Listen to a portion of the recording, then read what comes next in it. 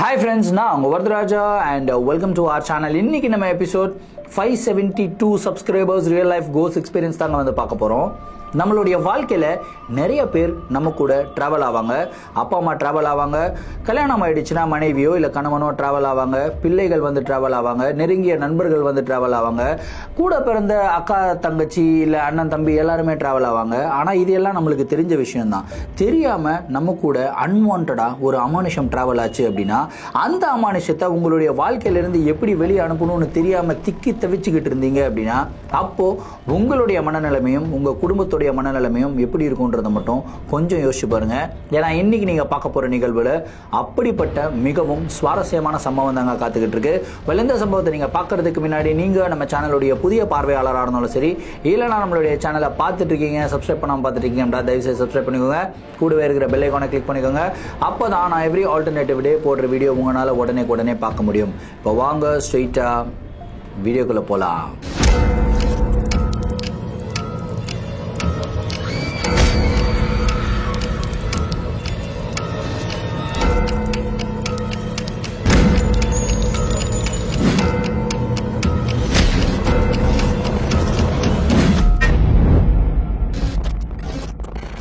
இந்த ஒரு நிகழ்வை நம்மளுக்கு கேலிக்கட் கேரளா இருக்கு இல்லையா, அங்க இருந்து ரஃபீஹா அப்படின்ற ஒரு சப்ஸ்கிரைபர் வந்து மெயில் பண்ணி விட்டுருக்காங்க. இந்த ஒரு அமானுஷமான நிகழ்வு அவங்களுடைய தம்பி ஷமீருக்கு பிறந்ததுலேருந்தே இருக்காங்க. என்னடா இது பிறந்ததுலேருந்தே இருக்கான்னு கேட்டிங்கன்னா, ஆமாங்க, கதையுடைய ஸ்டார்ட்லேருந்தே வர ஆரம்பிப்போமே. ஸோ ரஃபீஹாவுடைய குடும்பத்தில் வந்து பார்த்தீங்கன்னா 5 அக்கா தங்கச்சிங்க, கடைசியாக பிறந்தவர் தான் ஷமீர், அவங்களுடைய தம்பி. அவங்க அப்பா வந்து ஒரு மிகப்பெரிய பிஸ்னஸ் வச்சு ரன் பண்ணிட்டு இருந்தாரு, அம்மா வந்து ஹவுஸ் ஒய்ஃபாக தான் இருந்தாங்க. ஸோ அவங்களுடைய வாழ்க்கை எல்லாமே சூப்பராக வந்து போயிட்டு இருந்தது. ஆனால் இந்த ஷமீர் இருக்காருங்க இல்லையா, சின்ன வயசுலேருந்தே அவர் வந்து டிஃப்ரெண்ட்டாக வந்து பிஹேவ் பண்ணுவாராம். அதாவது அக்கா தங்கச்சிங்க 5 பேர் இருந்தாலும் அவங்களுக்கு ஃபாத்திமா அப்படின்ற ஒரு அக்கா இருக்காங்க, பெரிய அக்கா.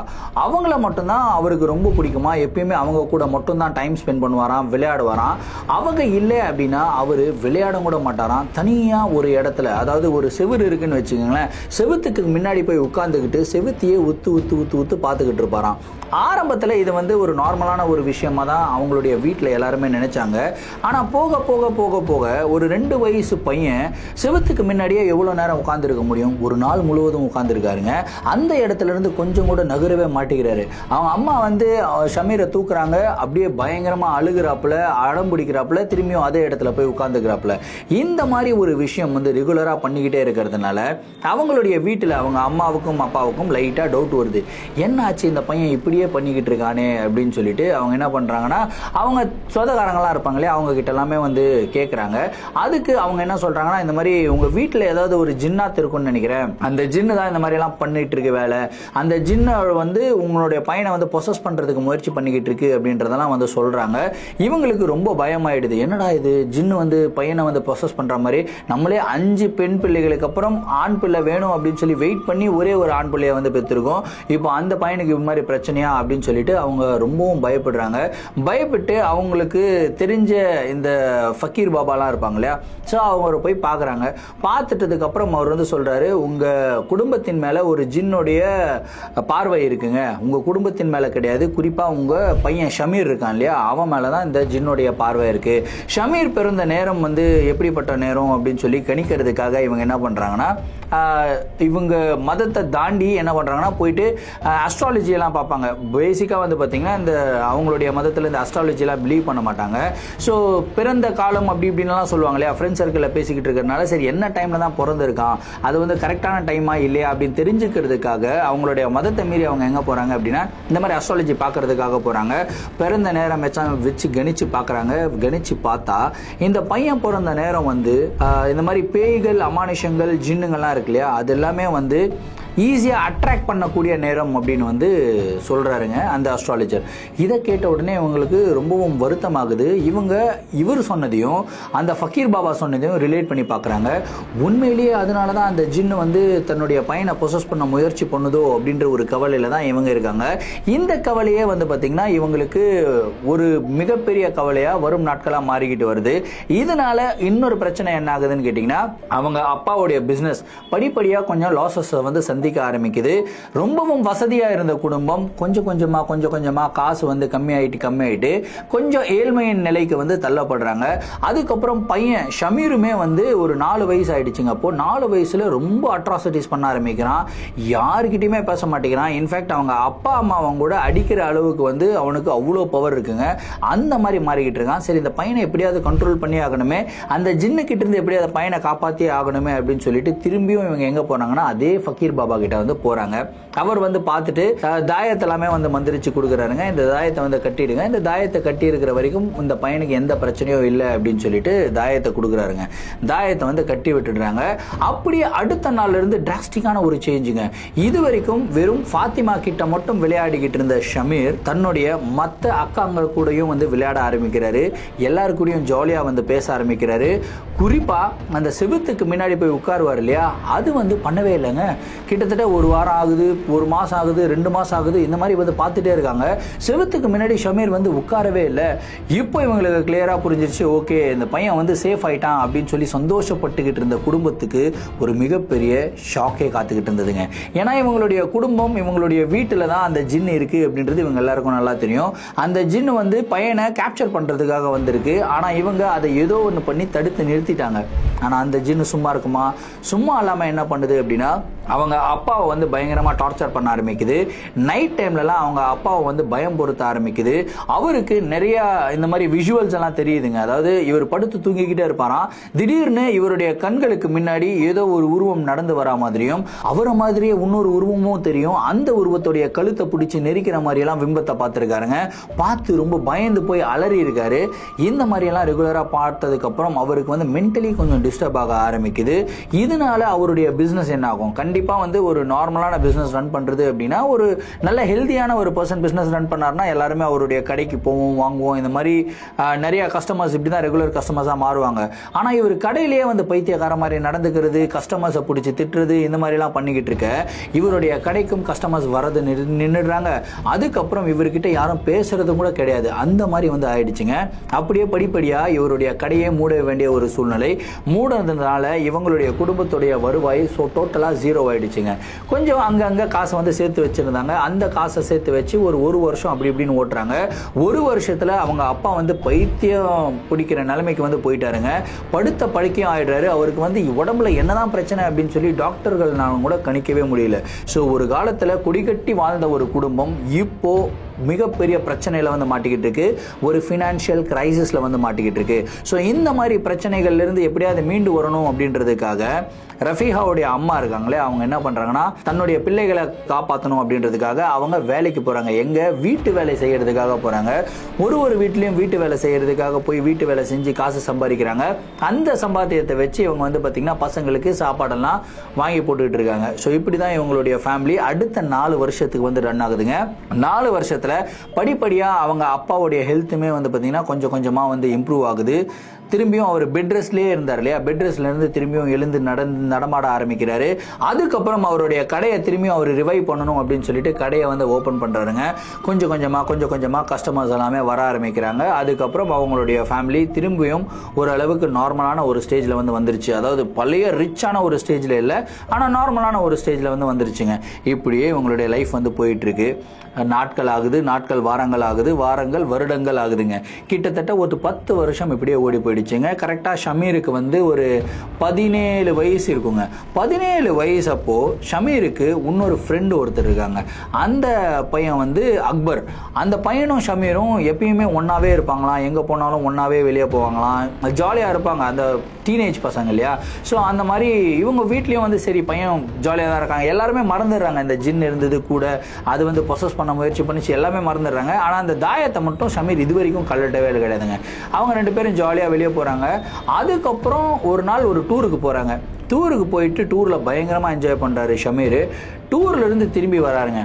திரும்பி வந்ததுக்கப்புறம் அவங்களுடைய அக்கா ரஃபீஹா இருக்காங்களே, ரஃபீஹா உட்காந்து டிவி பார்த்துக்கிட்டு இருக்காங்க. டிவியோடைய வால்யூம் வந்து கொஞ்சம் அதிகமாக வச்சு கேட்கறது அவங்களுடைய வழக்கமாகவே இருக்கும். ஸோ டிவியோடைய வால்யூம் வந்து கொஞ்சம் அதிகமாக வச்சு பார்த்துக்கிட்டே இருக்காங்க. ஷமீர் வந்து உட்காந்துக்கிட்டே இருக்காருங்க. உட்காந்துக்கிட்டே இருந்து டிவி வால்யூம் கம்மி பண்ணு டிவி வால்யூம் கம்மி பண்ணு அப்படின்னு சொல்றாரு. அவங்க எதுவுமே கேண்டுகளே போடா அப்படின்னு சொல்லிட்டு அக்கா தம்பிங்களுக்கு நடுவில் அந்த ஒரு பேண்டர் இருக்கும் இல்லையா, அந்த மாதிரியே போடா அப்படின்னு சொல்லிட்டு அவங்க பாட்டுக்கு டிவி பார்த்துக்கிட்டே இருக்காங்க. இவர் கத்திக்கிட்டே இருக்காரு, டிவி வால்யூம் கம்மி பண்றியா இல்லையா அப்படின்னு சொல்லிட்டு கொஞ்சம் ஹைப்பர் ஆகிட்டே இருக்காரு. இந்த ஒரு விஷயத்தை யாரும் நோட்டீஸ் பண்றாங்கன்னா அவங்க அம்மா வந்து நோட்டீஸ் பண்றாங்க. ஏன்னா இந்த பையன் இவ்வளவு நாள் இல்லாம திடீர்னு ரொம்ப கோவப்பட ஆரம்பிக்கிறானே அப்படின்னு சொல்லி பார்த்துக்கிட்டே இருக்கும்போது பட்டுன்னு டிவி ரிமோட்டை கையில வாங்குறாருங்க, புடுங்குறாரு. புடுங்கி டிவி ஆஃப் பண்றாரு. ஆஃப் பண்ணிட்டு எழுந்து ஓங்கி பலார்னு ஒரு அரைக்கிறாருங்க ரஃபீஹாவை. அரைஞ்ச உடனே அவங்க அம்மாவுக்கு செம்ம கோவம். எப்படிடா அக்காவை போய் அடிப்ப அப்படின்னு சொல்லிட்டு அவங்க அம்மா போயிட்டு அடிக்கிறதுக்கு போறாங்க. அவங்க அம்மாவுடைய கழுத்தை பிடிச்சி அப்படியே நிறுத்துறாப்புல ஷமீர். இதை பார்த்த உடனே ஃபாத்திமா அப்பதான் வீட்டுக்குள்ள என்டர் ஆகுறாங்க. ஃபாத்திமா உள்ள என்டர் ஆகும்போது ஷமீர் அப்படின்றாங்க. பட்டுன்னு கையை எடுத்து சைலண்டா நின்னுறாங்க ஷமீர். அக்கா அக்கா அப்படின்றப்பல இப்பதான் இந்த குடும்பத்துக்கு தெரியுது ஷமீரை கண்ட்ரோல் பண்ணணும் அப்படின்னா வேற யாருனாலையும் முடியாது, வெறும் ஃபாத்திமானால மட்டும்தான் முடியும். ஃபாத்திமா சொல்றாங்க, என்னடா பண்ற அப்படின்னு. ஒன்றும் இல்லைக்கா, என்னாச்சு, நான் ஏதாவது பண்ணனா இப்போ அப்படின்னு வந்து கேட்குறாப்புல ஷமீர். இந்த ஒரு சென்டென்ஸுக்கு அப்புறம் குடும்பத்தில் எல்லாருமே செம ஷாக்கு. ஏன்னா கிட்டத்தட்ட ஒரு 10 வருடங்களுக்கு அப்புறம் ஷமீர் இந்த மாதிரி நடந்துக்கிறத வந்து அவங்க பார்க்குறாங்க. என்னடா நார்மலாக தான் பிஹேவ் பண்ணிட்டு இருந்தான், திடீர்னு இந்த மாதிரி பிஹேவ் பண்ணுறானே, என்ன ஆச்சு அப்படின்னு சொல்லி இவங்க வந்து அப்படியே பயங்கரமாக யோசிக்க ஆரம்பிக்கிறாங்க. அவங்க அப்பா கிட்ட போய் டிஸ்கஸ் பண்ண ஆரம்பிக்கிறாங்க. அவங்க அப்பா இல்லை அவன் ஏதாவது மூட் ஆஃப்ல இருந்திருப்பான், என்னால் கம்முன்னு விடு, டீனேஜ் பசங்க இல்லையா, அதாவது லவ் யூ பண்ணியிருப்பான் போல இருக்குது, அந்த பொண்ணு வந்து பிரேக்கப் பண்ணியிருக்கும், அதனால அந்த கோவத்தை வந்து கட்டியிருப்பான், இதெல்லாம் பெருசாக எடுத்துக்காதீங்க, ஃப்ரீயாக விடுங்க அப்படின்னு சொல்லிட்டு இருங்க. அதுக்கப்புறம் அவங்க அம்மா ஷமீரை நோட்டீஸ் பண்ண ஆரம்பிக்கிறாங்க. ஷமீருடைய நடவடிக்கைகளில் கொஞ்சம் கொஞ்சமாக மாற்றங்கள் ஏற்பட்டுக்கிட்டு இருக்கு. அந்த மாற்றங்கள் எப்படி ஏற்பட்டுக்கிட்டு இருக்கு அப்படின்னா, எக்ஸாக்டாக ஒரு 4 வயசுல இருந்தார் இல்லையா, அதே மாதிரி ஷமீரா திரும்பி மாறிக்கிட்டு இருக்காருங்க. ஃபைனலாக எது நடக்கக்கூடாதுன்னு நினச்சி பயந்துக்கிட்டு இருந்தாங்களோ அந்த ஒரு விஷயம் நடக்குது. இவர் கரெக்டாக அந்த செவத்துக்கு முன்னாடி திரும்பியும் போய் உட்கார்றாரு. ஒரு நாள் ஃபுல்லாக கையை கட்டி செவுத்துக்கு முன்னாடியே உட்காந்துக்கிட்டு இருக்காருங்க. சொல்லும் போதே பயங்கரமாக எனக்கு புல்லரிக்குது. செவுத்துக்கு முன்னாடியே உட்காந்துக்கிட்டு இருக்காரு. ஸோ ஷமீரை போயிட்டு எழுப்புறாங்க. எழுப்புனா எழுந்துக்கவே மாட்டுறாரு. எல்லாரும் போகிறாங்க. அவங்களுக்கு 5 அக்கா தங்கச்சின்னு சொன்னா இல்லையா, ஃபாத்திமா வந்து வீட்டில் இல்லை, அவங்க வந்து வெளியே போயிருக்காங்க, காலேஜ் போயிருக்காங்க. ஸோ இவர் வந்து உட்காந்துக்கிட்டு இருக்காரு. எழுப்புறாங்க எழுந்துக்கவே மாட்டுறாங்க. எல்லா அக்காங்களும் வந்து எழுப்புறாங்க. அவங்க அம்மா வந்து தூக்குறாங்க. அசைக்க கூட முடியல. அப்படியே ஸ்ட்ராங்காக அப்படியே கையை கட்டி அப்படியே செவுத்து முன்னாடி உட்காந்துக்கிட்டே இருக்காப்புல. 6 பேர், அதாவது அவங்க அம்மா, அவங்க அப்பா, அதுக்கப்புறம் 4 அக்காங்க, 6 பேரும் சேர்ந்து தூக்குறாங்க. ஷமீரோட கையை வந்து இப்படி விட்டாருங்க. அந்த 6 பேரும் பின்னாடி போய் விழுகிறாங்க. யோசிச்சு பாருங்க, அப்போ அந்த பையனுடைய உடம்புக்குள்ள எவ்வளோ ஸ்ட்ரென்த் இருந்திருக்கும்ட்டு. அப்படியே தள்ளி விட்டதுல 6 பேரும் எகிரி போய் பின்னாடி விழுகிறாங்க. அப்படியே பின்னாடி திரும்பி ஒரு மரம் மறைச்சு, உங்களை அவ்வளோதான், அவங்க எல்லாரும் என்ன பண்ற தெரியுமா அப்படின்னு ஏந்துக்கிறாருங்க. ஏந்துக்கும் போது கரெக்டாக ஃபாத்திமா காலேஜ் முடிச்சுட்டு உள்ள வராங்க. ஏய் ஷமீர் அப்படின்றாங்க. பட்டுன கையை கட்டி அக்கா அப்படின்றப்பல, என்னடா பண்ற? இல்லக்கா நான் எதுவுமே பண்ணலையாக்கா, நார்மலாக தான் இருக்கா, இப்போதான் நீங்க வரீங்களா, காலேஜில் எல்லாமே சௌக்கியமா அப்படின்லாம் வந்து கேட்குறாப்புல. இங்க 6 பேர் இருக்காங்களா, அப்பா அம்மா அதுக்கப்புறம் மற்ற 4 அக்கா, அவங்க லிட்டரலி ஷாக்குங்க. யாருக்குமே பார்க்குற விஷயத்த நம்பணுமா நம்பாம இருக்கணுமா, இது வந்து நடக்குதா இல்லை வந்து கற்பனையா, எதுவுமே வந்து ரியலைஸ் பண்ணாமல் ஒரு ஷாக்கில் இருப்பாங்களே, அந்த மாதிரி ஒரு ஷாக்கில் இருக்காங்க. ஏன்னா ஜஸ்ட் ஒரு 5 செகண்டுக்கு முன்னாடி தான் அவ்வளோ வயலண்டாக இருந்த ஒரு பர்சன் ஃபாத்திமாவுடைய ஒரே ஒரு குரல்னால மட்டும் அவர் வந்து டோட்டலாக கம்ப்ளீட்டாக மாறிட்டாருங்க. ஸோ என்ன பண்ணுறதுனே தெரியாமல் இவங்க எல்லாருமே முழிச்சுக்கிட்டு இருக்காங்க. அதுக்கப்புறம் அப்படியே வந்து போகுதுங்க. அடுத்த நாள் ஃபாத்திமா கிட்ட போயிட்டு அவங்க அப்பாவும் அம்மா உட்காந்து பேசுகிறாங்க. இந்த மாதிரி எல்லாம் ஆச்சு, திரும்பியும் இதே மாதிரி இன்சிடென்ட்ஸ் எல்லாம் நடக்குது. 4 வயசில் இவனை கண்ட்ரோல் பண்ணுறது கொஞ்சம் ஈஸியாக இருந்தது. ஆனால் இப்போ அவனுக்கு 17 வயசு ஆயிடுச்சு. இப்போ அவனை கண்ட்ரோலே பண்ண முடியல, பயங்கர ஸ்ட்ராங்காக இருக்கான். 6 பேர் சேர்ந்து தூக்குறோம், 6 பேரையும் அடித்து தள்ளுறான், ஒன்றும் முடியலம்மா அப்படின்னு வந்து சொல்கிறாங்க. சரிப்பா, இதுக்கு ஏதாவது ஒரு சொல்யூஷனை கண்டுபிடிக்கலாம், அந்த ஃபக்கீர் பாபா கிட்டே போகலாம். அதாவது தாயத்தெல்லாம் பண்ணி கொடுத்தாரு இல்லையா, 10 வருஷம் நல்லா தானே இருந்தான், திடீர்னு இப்படி ஆனா அப்படின்ற ஒரு டவுட்டு. திரும்பியும் அந்த பாபா கிட்ட போகிறாங்க. அந்த பாபா வந்து பார்த்தீங்கன்னா ரொம்ப உடம்பு முடியாமல் படுத்த படுக்கையாக இருக்காரு. அந்த பாபா கிட்ட போயிட்டு இந்த மாதிரிலாம் ஆயிடுச்சு அப்படின்னதுக்கப்புறம், இல்லை இது ரொம்ப தூரம் போயிடுச்சு, இதுக்கப்புறம் உங்கள் பையனை காப்பாற்றுறது ரொம்ப கஷ்டம் அப்படின்னு சொல்லிக்கிட்டே இருக்கும்போது அவருடைய கண்களில் ஏதோ ஒரு பயத்தை பார்க்குறாங்க. அதாவது இவங்க அப்பா அம்மா ஃபாத்திமா 3 பேர் போயிருக்காங்க. அவர் பெட்டில் படுத்திருக்காரு. இவங்க 3 பேரும் போட்டு உட்காந்துக்கிட்டு இருக்கும்போது இவங்களுக்கு பின்னாடி யாரோ நின்றுக்கிட்டு இருக்க மாதிரி பார்த்து அந்த பாபா வந்து பயப்படுறாரு. ஐயோ ஐயோ ஐயோ ஐயோ வேணாம் வேணாம் வேணாம் அப்படின்ட்டு பயந்துகிட்டே இருக்கும்போது திடீர்னு வந்து பார்த்தீங்கன்னா அவருடைய உயிர் போயிடுதுங்க. இவங்க 3 பேரும் பயங்கர ஷாக்கு. அவங்களுடைய குடும்பத்தை, பாபாவோட குடும்பத்திலேருந்து கூப்பிட்டு இது மாதிரி ஆயிடுச்சு அப்படி இப்படின்றாங்க. அவங்க வந்து பார்க்குறாங்க, அவர் வந்து இறந்து போயிட்டார். அவர் வந்து ரொம்பவும் முடியாத நிலைமையில தான் இருந்தார். ஆனால் இறந்து போகிற தருணத்துக்கு ஜஸ்ட் ஒரு செகண்ட் முன்னாடி அவர் ஏதோ ஒரு உருவத்தை பார்த்து பயந்து கத்துனது வந்து இவங்க 3 பேருமே பார்த்துருக்காங்க. ஸோ இவங்களுக்கு தெரிஞ்சிருச்சு ஏதோ ஒரு மிகப்பெரிய பிரச்சனையில் நம்ம வந்து பாபாவை மாட்டி விட்டுட்டோம் அப்படின்றது வந்து தெரிஞ்சிச்சுங்க. அங்கேருந்து வெளியே வந்துட்டாங்க. அதுக்கப்புறம் ஷமீருடைய ஆட்டம் பயங்கர வெறியாட்டமாக இருந்ததுங்க. அப்படியே வந்து எல்லாரையும் போட்டு அடிக்கிறது. ஒரு நாள் என்ன ஆச்சுன்னா, அவங்க ஃப்ரெண்டு அக்பர் இருக்கார்ல, அவர் வந்து வீட்டுக்கு வந்துட்டாருங்க. வீட்டுக்கு வந்துட்டு ஏய் மச்சான் எப்படி இருக்கிற அப்படின்லாம் பேசுவாங்களே, அந்த மாதிரி பேசிக்கிட்டே இருக்கும்போது திடீர்னு என்ன ஆச்சுன்னு தெரியல, அக்பருடைய கழுத்தை பிடிச்சி சரணத்துக்கு அடிக்கிறாருங்க. நேராக போயிட்டு செவுத்துல போய் டமால் நடிச்சு அக்பர் வந்து கீழே விழுகிறாரு. இடிச்சதுல அவருடைய தலை வந்து போயிட்டு செவுத்துல அடிச்சு தலை உடைஞ்சு ரத்தம் வர ஆரம்பிச்சிருச்சு. என்னடா ஆச்சு, ஏன்டா அடிக்கிற அப்படின்னு கேட்டுக்கிட்டே இருக்க செம்ம அடி. வெளுன்னு வெளுத்திருக்காரு. வெளுத்து அக்பரை பிடிச்சி தரதரான்னு எடுத்து வீட்டில இருந்து வெளியே தூக்கி அடிச்சிருக்காருங்க. எதுக்கு அடிச்சாரு, எப்படி அவர் இவ்வளோ பவர்ஃபுல்லாக அடித்தார், எதுவுமே உங்களுக்கு தெரியல. ரொம்பவும் ஷாக்கான ஒரு நிலைமையில தான் இருந்திருக்காரு அக்பர். அதே மாதிரி அக்பருடைய குடும்பத்தில் இருந்தெல்லாம் வந்துட்டாங்க. எப்படி என் பிள்ளையை அடிக்கலாம் அப்படின்றதெல்லாம் வந்திருக்காங்க. அவங்களையும் வந்து புரட்டி அடிச்சிருக்காரு ஷமீர். இது மாதிரி ஆக்டிவிட்டிஸ் எல்லாம் பார்த்ததுக்கப்புறம் இவங்களுடைய குடும்பத்தை திரும்பியும் எல்லாருமே நெக்லெக்ட் பண்ண ஆரம்பிக்கிறாங்க. இதுக்கு முன்னாடி அவங்க அப்பா வந்து ஒரு மாதிரி மென்டல் மாதிரி பண்ணிட்டு இருந்தாருன்னு சொல்லிட்டு குடும்பத்தை ஒதுக்குனாங்க. இப்போ ஷமீர் இந்த மாதிரி ரொம்ப பண்ணிக்கிட்டு இருக்கான் அப்படின்னு சொல்லி இவங்களுடைய குடும்பத்தை வந்து ஒதுக்க ஆரம்பிச்சாங்க. திரும்பவும் இவங்க ஏழ்மையின் நிலைக்கு வந்து தள்ளப்படுறாங்க. எப்படியாவது தன்னுடைய குடும்பத்தை காப்பாற்றணும் அப்படின்னு சொல்லிட்டு ஃபாத்திமா, அவங்க அப்பா, அவங்க அம்மா 3 பேருமே வந்து பார்த்தீங்கன்னா வேற யாராவது பாபா இருக்காங்களா அப்படின்னு சொல்லி தேட ஆரம்பிக்கிறாருங்க. அப்படி தேடிக்கிட்டு இருக்கும்போது தான் அவங்களுக்கு ஒரு பவர்ஃபுல்லான ஒரு ஃபக்கீர் பாபா இருக்காங்க அப்படின்னு சொல்லி தெரிய வருது. ஸோ அவரை போய் பார்க்குறாங்க. பார்த்த உடனே அவர் என்ன சொல்கிறாரு அப்படின்னா, எப்படியாவது ஷமீரை இங்கே கூட்டிகிட்டு வாங்க, கூட்டிகிட்டு வந்தீங்க அப்படின்னா என்னால் ஷமீரை வந்து குணப்படுத்த முடியும், அந்த ஜின்னுக்கிட்ட இருந்து காப்பாற்ற முடியும் அப்படின்னு வந்து சொல்கிறாரு.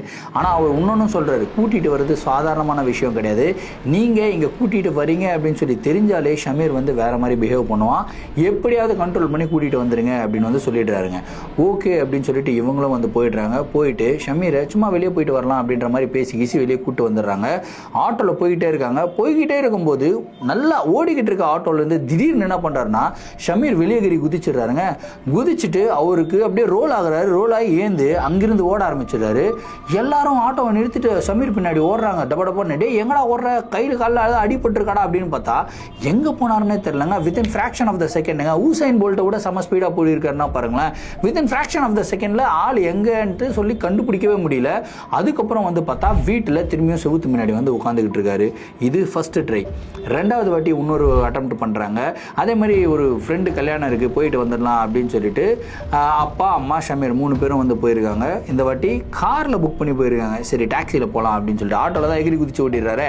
காரை புக் பண்ணிட்டு போனால் கரெக்டாக காரில் இருந்தும் அதே மாதிரி ஓடிக்கிட்டு இருக்கிற கார் டோரை வந்து ஓப்பன் பண்ணுறாருங்க. எவ்வளோ ரிஸ்க்னு பாருங்கள். ஓப்பன் பண்ணி என்ன பண்ணுறாருன்னா எகிரி வெளியே குதிச்சிடுறாருங்க. ஆனால் இந்த எல்லா சினாரியோலையும் ஒரு விஷயத்தை நோட்டு பண்ணோம். இவர் வந்து எகிரி வெளியே குதிக்கிறாரு, கீழே விழுகிறாரு, இவருடைய உடம்புல அடியே பட மாட்டேங்குது. யோசிச்சு பாருங்க, கார் வந்து ஒரு 60 கிலோமீட்டர் ஸ்பீடில் போய்கிட்டு இருக்க கார்லேருந்து நீங்கள் வெளியே எகிரி குதிச்சிங்க அப்படின்னா கண்டிப்பாக கை கால் உடையும். அட்லீஸ்ட் என்ன ஆகும்னா, அட்லீஸ்ட் கை காலாவது தேயும் இல்லையா? அந்த மாதிரி எந்த ஒரு தளமும் ஷமீருடைய உடம்புல இல்லைங்க. அங்கிருந்து நேராக ஓடுறாரு. எங்கே ஓடுறாருன்னு பார்த்தா கரெக்டாக வீட்டில் அந்த செவுரு இருக்கு இல்லையா, செவுத்துக்கு முன்னாடி போய் உட்காந்துக்கிறாரு.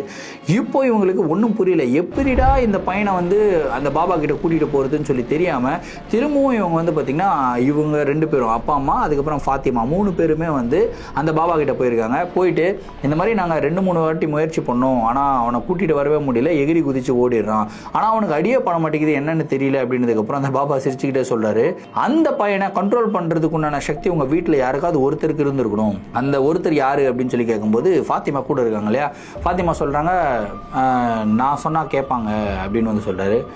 சரி, அவனை கூட்டிகிட்டு வர வேண்டியது உங்களோட வேலை, நீங்கள் சொன்னால் கண்டிப்பாக வந்துடுவார், எனக்கு நல்லா தெரியும். ஆனால் இங்கே வந்ததுக்கப்புறம் நாங்கள் ஒரு சில ரிச்சுவல்ஸ் வந்து பண்ணுவோம், அந்த ரிச்சுவல்ஸில் நீங்களும் வந்து இருக்கணும். ஆனால் ஷமீரை காப்பாற்றுறதுக்காக உங்களால் எந்த அளவுக்கு போக முடியும் அப்படின்னு சொல்லி கேட்குறாரு. நான் எந்த அளவுக்கு வேணால் போகிறேன், என்னுடைய வாழ்க்கையும் கூட நான் சாக்ரிஃபைஸ் பண்ணுறதுக்கு ரெடி, நான் ஷமீரை காப்பாற்றுறதுக்கு நான் அது வரைக்கும் போவேன் அப்படின்னு சொல்லிட்டு ஃபாத்திமா வந்து சொல்கிறாங்க. அவங்க வந்து ஒரு டைலாகாக சொன்னாங்களா எப்படி சொன்னாங்களான்னு தெரியல, ஆனால் இந்த ஒரு டைலாக் அவங்களுக்கு எவ்வளோ பெரிய பிரச்சனையை கொடுக்க போகுது அப்படின்னு சொல்லி அப்பா அவங்களுக்கு தெரியல. சரிம்மா நீங்கள் கூட்டிகிட்டு வாங்க அப்படின்னு சொல்லிட்டு அந்த பாபா சொல்லிடுறாருங்க. இவங்களும் போகிறாங்க. ஷமீர் வந்து பார்த்தீங்கன்னா செவத்துக்கு முன்னாடி உட்காந்துக்கிட்டு இருக்காரு. ஏய் ஷமீர் அப்படின்றாங்க. பட்டுன்னு திரும்பி அக்கா அப்படின்னு சொல்லி எழுந்து நடந்து வர்றாரு. சரி வா நம்ம வெளியே போகணும் அப்படின்னு சொல்கிறாரு. அக்கா எங்கக்கா அப்படின்னு சொல்லி, நான் எங்கே சொன்னால் தான் வருவியா, வரமாட்டியா அப்படின்னு சொல்லி கேட்குறாங்க. இல்லைக்கா நீங்கள் எங்கே சொன்னாலும் நான் வரேன் அப்படின்னு சொல்லிட்டு ஷமீரும் ஃபாத்திமாவும் மட்டும் போயிருக்காங்க. கரெக்டாக அந்த பாபாவுடைய வீட்டுக்கு போயிருக்காங்க. எந்த விதமான பிரச்சனையும் பண்ணலங்க. அப்படியே வந்து குட்டி போட்ட பூனை மாதிரி அவங்க அக்கா கூடயே நடந்து போயிருக்காரு. ஃபாத்திமா கூட உள்ளே போகிறாரு. பாபா வந்து ஒரு மாதிரி ஒரு ரிச்சுவல் எல்லாமே பண்ணுறதுக்காக ப்ரிப்பேர் பண்ணி வச்சிருக்காரு. ஷமீரை வந்து உட்கார வைக்கிறாங்க. ஷமீர் கிட்ட வந்து பேச்சுவார்த்தை நடத்திக்கிட்டு இருக்காரு பாபா. ஃபாத்திமா வந்து பக்கத்தில் இவருக்கு ஷமீருக்கு எப்படி ரெடி பண்ணாங்களோ அதே மாதிரி ஒரு கட்டங்கிட்டெல்லாம் போட்டு வந்து பக்கத்தில் உட்கார வச்சுருக்காங்க. ஃபாத்திமா வந்து உட்காந்துருக்காங்க. அதே டைமில் அவங்க அப்பா அம்மாவும் வந்துடுறாங்க. வந்துட்டதுக்கப்புறம் அந்த பாபா வந்து ஷமீர் கிட்ட பேசிக்கிட்டே இருக்கும்போது, உனக்கு என்ன வேணும் அப்படின்றதுக்கப்புறம், இந்த பையன் தான் எனக்கு வேணும், இந்த பையனை விட்டு நான் போகவே மாட்டேன், என்னை பிரித்து எடுக்கணும்னு நினச்சிங்கன்னா அந்த குடும்பத்தையே காலி பண்ணிவிடுவேன் அப்படின்னு சொல்லிட்டு பயங்கர ஆக்ரோஷமாக ஷமீருடைய உடம்புக்குள்ளே இருக்கிற ஜின் வந்து பேச ஆரம்பிக்குது. அதுக்கு கேட்ட உடனே ஃபாத்திமா வந்து, ஷமீர் என்னடா பேசுகிற அப்படின்னு சொல்லி திரும்பி பேசுகிறாங்க. அக்கா இல்லைக்கா சாரிக்கா அப்படின்னு வந்து சொல்கிறாப்புல. அதாவது அந்த ஜின் வந்து பார்த்தீங்கன்னா ஃபாத்திமா சொல்கிறத வந்து கேட்குற மாதிரி வந்து ரீமாடல் ஆயிருக்கு. எப்படின்றது தெரியல. ஃபாத்திமாவுக்கு ஏதாவது சூப்பர் பவர் இருக்கான்றதெல்லாம் தெரியல. ஸோ அந்த பாபா வந்து சொல்கிறாரு என்னன்னா, சரி இந்த பையனுடைய உடம்புக்குள்ளேருந்து போகணும்னா அப்படின்னு உனக்கு என்ன வேணும் அப்படின்னு சொல்லி கேட்குறாருங்க. எனக்கு ஒரு பியூர் சோல் தேவை. ஒரு பியூர் சோல் அப்படின்னா ஒரு கன்னி பொண்ணோ இல்லை கன்னி பையனோ அது வந்து பியூர் சோல் அப்படின்வாங்க. அந்த மாதிரி ஒரு சோல் தேவை. எனக்கு இந்த குடும்பத்தில் பிடிச்சது ரெண்டே பேர், ஒன்று ஷமீர், ஒன்று அவங்க அக்கா. அவங்க அக்கா சொன்னால் நான் எல்லாமே கட்டுப்படுவேன். ஏன்னு தெரில, ஏதோ ஒரு பிரியம் அவங்க அக்கா மேலே எனக்கு இருக்குது, சின்ன வயசுலேருந்தே இருக்குது. அதனால அவங்கள மட்டும் நான் எதுவுமே பண்ண மாட்டேன், ஆனால் இந்த குடும்பத்தில் இருக்கிறவங்களாம் புரட்டி அடிப்பேன் அப்படின்னு சொல்லிட்டு அந்த ஜின் வந்து சொல்லுதுங்க.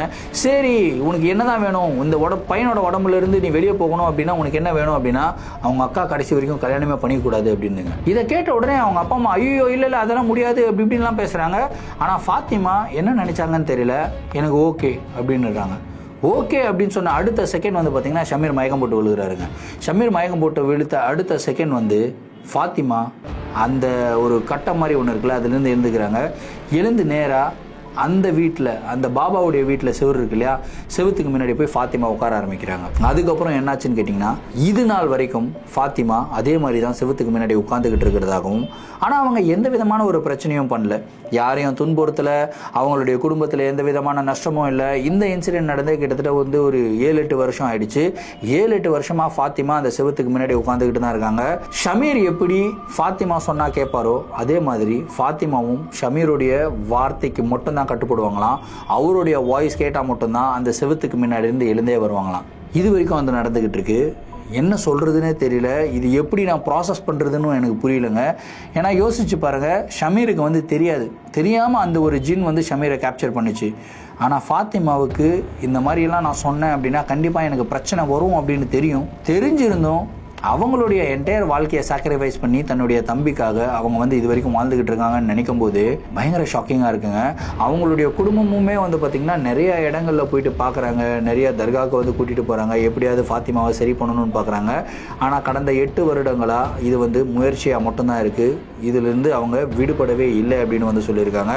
ஸோ இந்த ஒரு ஸ்டோரி எனக்கு ரொம்பவும் ஆச்சரியமாகவும் ரொம்பவும் வருத்தமாகவும் இருந்தது. ஸோ இந்த ஒரு நிகழ்வை பற்றின உங்களுடைய கருத்துக்கள் என்ன அப்படின்றது வந்து கமெண்ட் பாக்ஸில் சொல்லுங்கள்.